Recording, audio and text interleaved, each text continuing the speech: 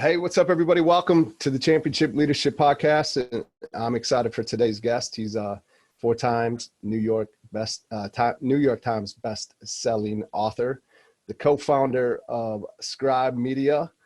You can check him out at tuckermax.com, which just gives it away. Today's guest, Tucker Max, out of Austin, Texas. You can follow him on Instagram at the real Tucker Max, and also find him Twitter, Facebook, LinkedIn at Tucker Max. So with that, I appreciate you coming on today.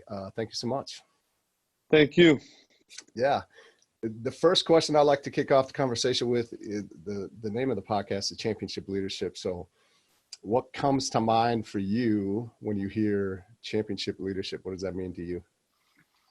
I mean, the obvious thing for me, because I played sports, is I think about sports, of course, Yeah. But I mean, that's like, that's what you want. That's why you play sports, is to win championships. Yeah, absolutely. Maybe you could tell the audience a little bit about you and you know, how you, along your path in life, like how you've gotten to where you are today. I'll just real quick. My first experience coming across you was in Barnes and Nobles when I came across your books, and they stood out for obvious reasons. Just at that time in my life, I was just shortly out of college, and I loved to have a good time, and just remember, I just never came across I Hope They Serve Beer in Hell and a few of the other books that you had. But I followed you recently, came back in my life, I think actually because I've written a few books and came across Scribe Media and saw that, life has seemed to taken a different path since those first books many years ago, of course. So yeah, maybe give us just a little feeling of how you've gotten to where you're at today. I mean, right now what I do is my company helps people write and publish and market their books. We've done about 1,500 books in 3 years. We did David Goggins' book, Can't Hurt Me, Tiffany Haddish's Last Black Unicorn. We've done some big ones. I got a wife, 3 kids. When I was writing the books about drinking and hooking up, that was fun, but that was like 10 to 15 years ago. That was that period. And those are the ones that sold, for me, millions of copies. And that was most of my bestsellers. Not all of them, but that was the majority.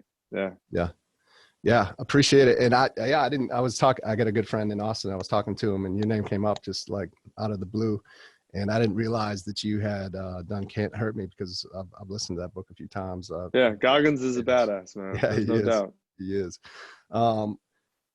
Maybe talk just a little bit about, the progression for you, and maybe, I can imagine, because of the books, there's a certain perception of who you are, and that's not who you are today. Like, what was that transition like for you?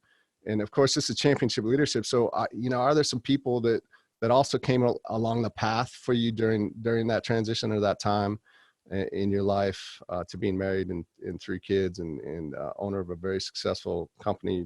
Like you said, Can't Hurt Me's sold. How many millions of books has that sold?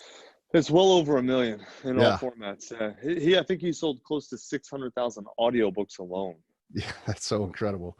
And if you haven't checked, you should definitely check that book out. It's amazing. But that from 10 to 15 years ago to where you are today, what was that transition like? And then, is there anyone that came across your life as a coach, a mentor, a leader, someone to kind of help you through that? Man, God, what's that transition like? That's like, it's been my life. It's a big question, right? Like, I basically went from little boy to grown man, and I don't mean little boy as an insult or anything. I just mean like I was pretty immature, and which a lot of guys are, and I dealt with it by like an extended adolescence, which some people have to do it, and I was one of those. I didn't really have any like great coaches or mentors. It kind of sucks, man. I never really had one. Like almost everyone, not everyone, there's definitely some that haven't, but most people have like that. Those 1 or 2 people. I've definitely had people who've helped me a lot in my life. Friends, other people like that. I never really had a great coach or a great mentor. I mean, I had a couple solid teachers, but none of them were like really true mentors to me. And you know, man, if we're being really honest, I think a lot of the reason is because like I had a lot of issues with my parents. They just weren't very good parents. And so having a mentor, having someone in that role was a hard thing for me. And I just think I might have had a couple who could have been mentors, but like I just wouldn't accept anyone because for a lot of Yeah. people, not everyone, like the great mentors, it's not a, you know, like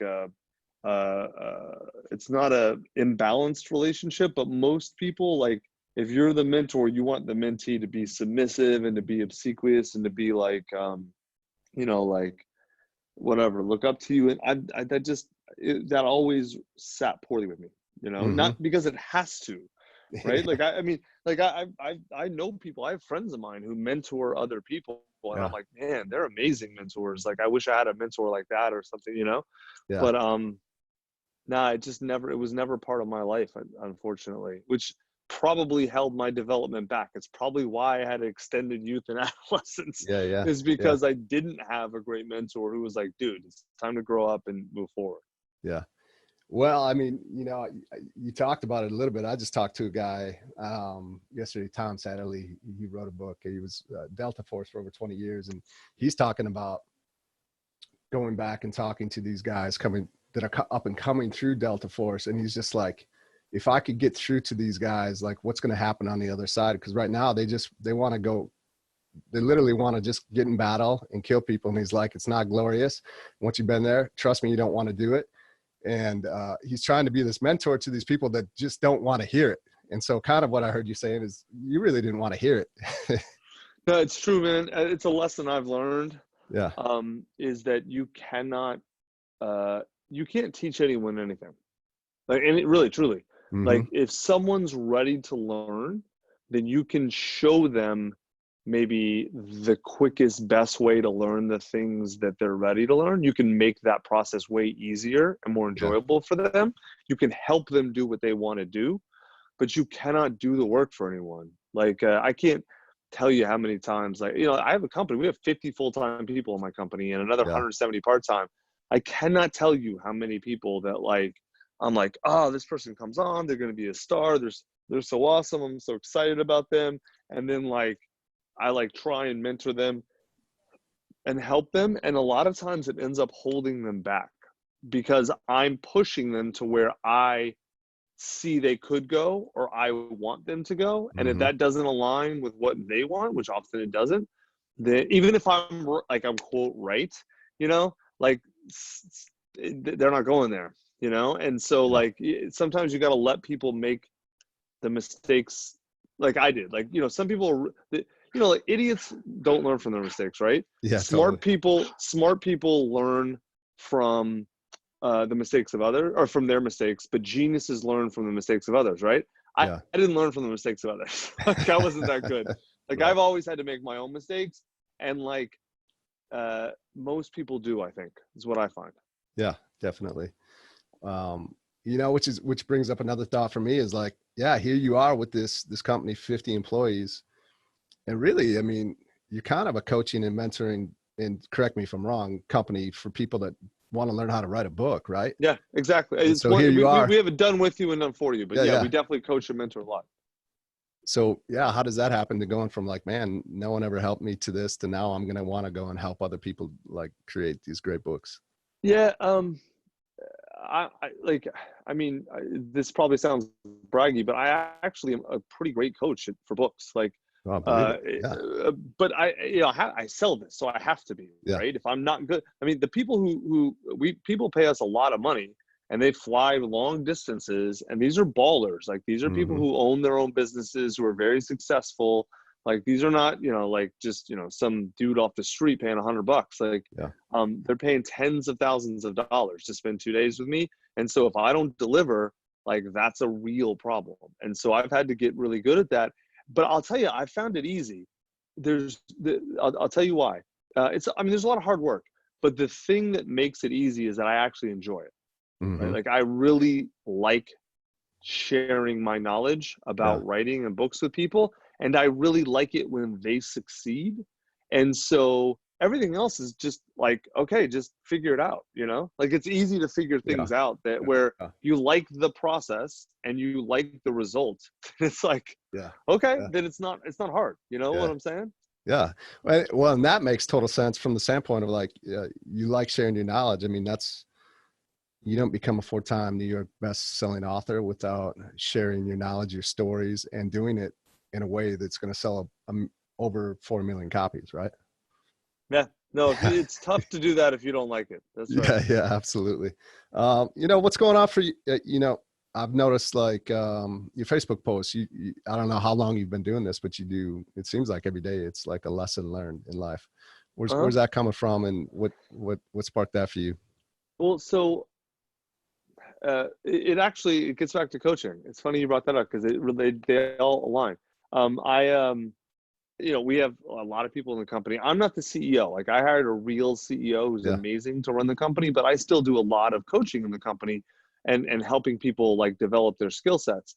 And so like I would it's one of those things where I don't know if you're like this, but even though intellectually I know this isn't true, there's still a part of me that just assumes if I know something, everyone else knows it, right? yeah, Even yeah. though obviously that's not true. Right. But like I still, and so like I would like tell people stuff and they would be like, oh man, that's genius. And I'm like, you don't know that? Yeah, Because I'd say it like, of yeah, course, as I'm sure you know, and then yeah. like drop Right. some line. They're like, no, I had no idea. Oh my God, that's brilliant. I'm like, you don't know that? Like, no.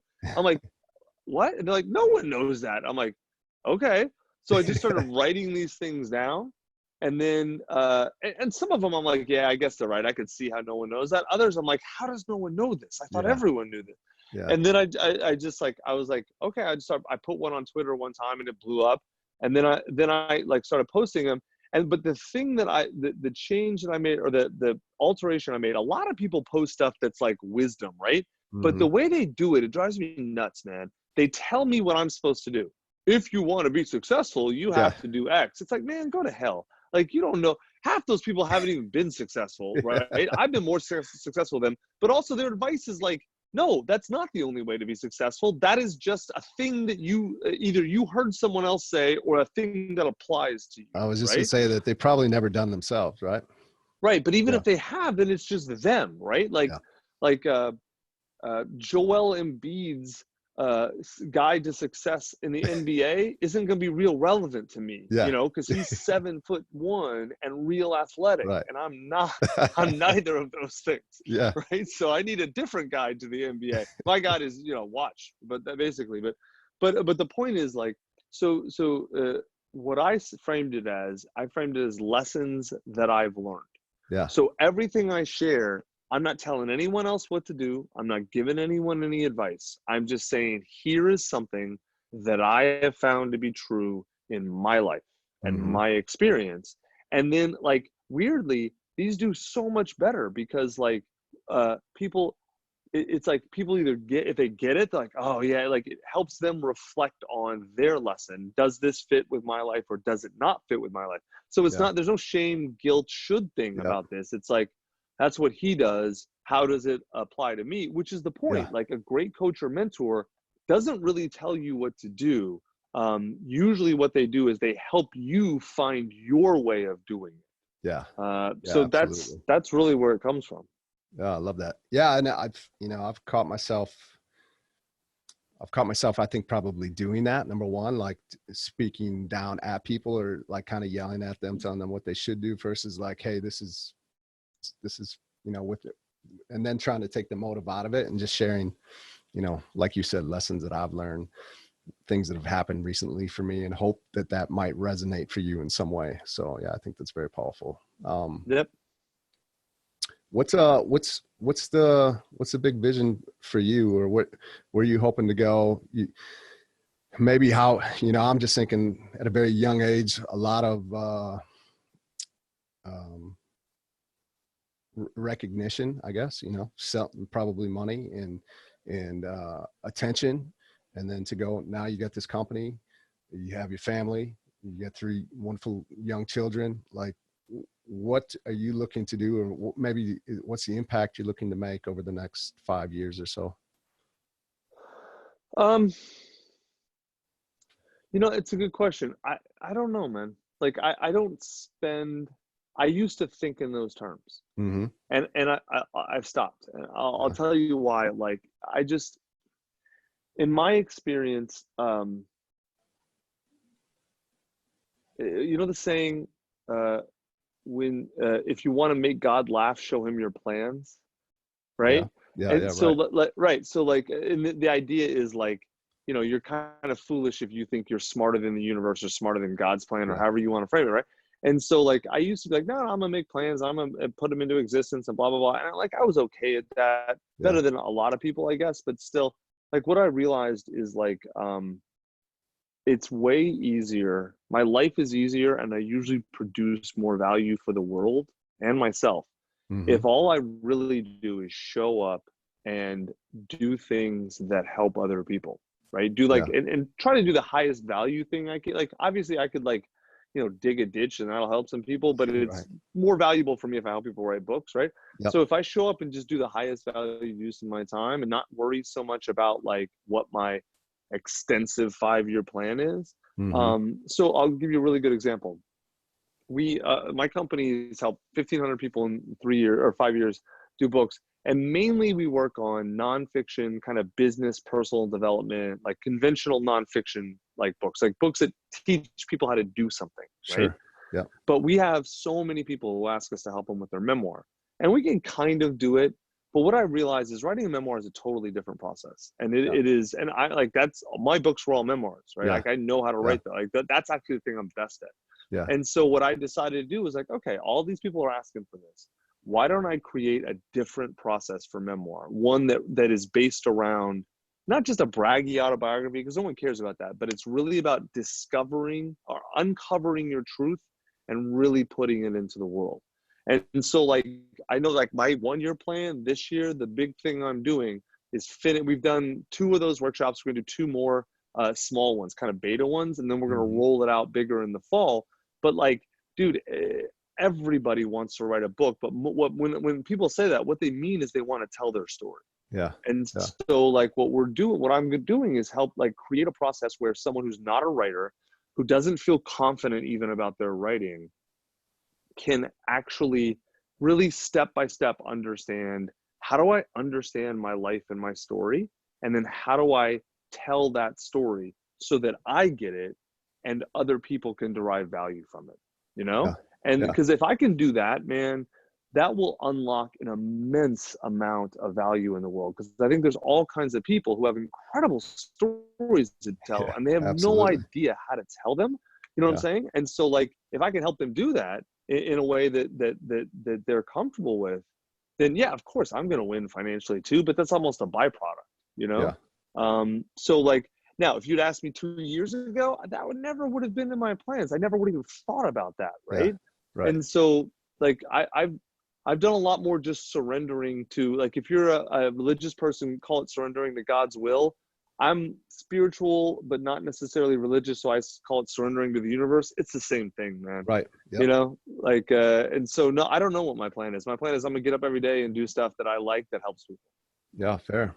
How much of is it like a lot of people do have a story and a lot of people maybe even want to tell a story, but yet, there's all these like, man, who am I to still tell the story? Like no one's going to want to read it.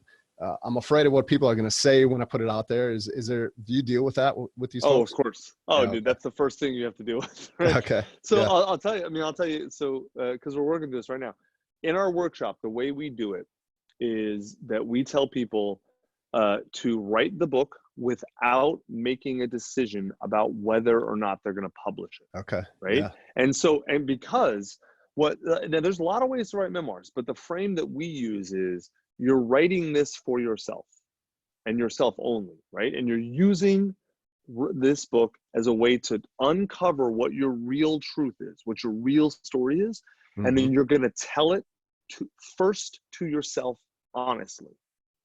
And like if that's all you do, then that'll be incredibly impactful and beneficial for you in your life. If you decide Yeah. I'm going to do that and then burn it, okay, that you're going to be so much better off Yeah. because you're going to know so much stuff about yourself and whatever.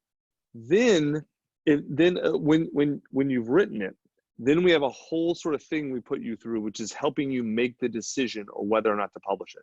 Because what we say is writing the book is for you, publishing the book is for the world, right? Because if you're Yeah, putting it out, right. then it's for other people. Yeah, And so then we walk you through, like, okay, you thinking about, you know, what's your family going to say? Thinking about yeah, legal stuff, thinking about, you know, all that kind of stuff, thinking about changing names. Like, there's a million things you absolutely should consider, but you don't have to think about that until it comes time to publish and you decide you're going to publish. And then every problem is just solvable. You know, like, yeah, if you want to tell the whole truth, but you don't want to get anyone else in trouble, cool, just use fake names for everybody else, and you know, change some of the characteristics so that people can't recognize themselves. yeah, If yeah, you're worried about legal stuff, okay, then there's ways to work through that depending on what the problem is. If you're worried about what your family's going to think about you, then there's ways to work through that, and we kind of yeah, work people through it. You know what I'm saying? yeah, yeah, definitely. Yeah, I appreciate that.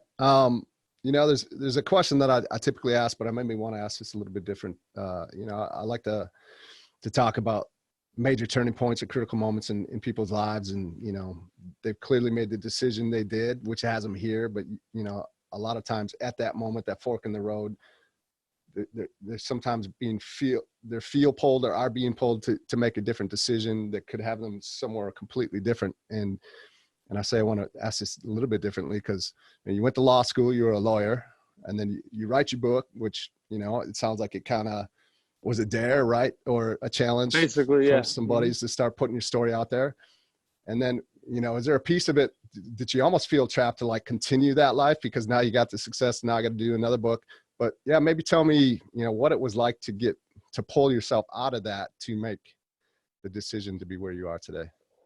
Yeah. So it was definitely a pain in the ass for a while, man. Yeah. Like, to be totally honest.